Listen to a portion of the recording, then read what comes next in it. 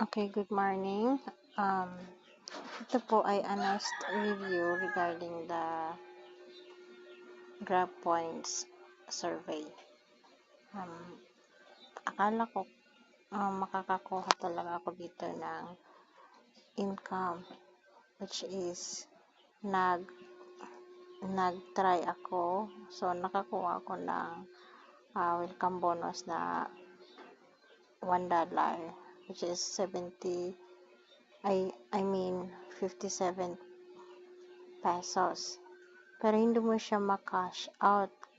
Dapat mayroon kang $3 or 3,000 points para ma-cash out mo yung pera mo. And then, nag-try ako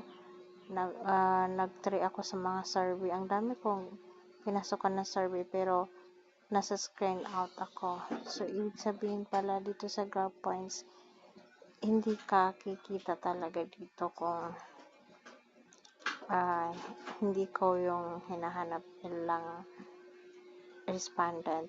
So, dapat every time na ewan ko ba, kahit sumagot ka ng honest or magsinungaling ka doon, parang nasa screen out ka pa rin kasi kung hindi naman ikaw yung hinahanap nilang respondent, hindi ka pa rin pwede doon. So, hindi ko sila binabash, pero I'm just telling the truth na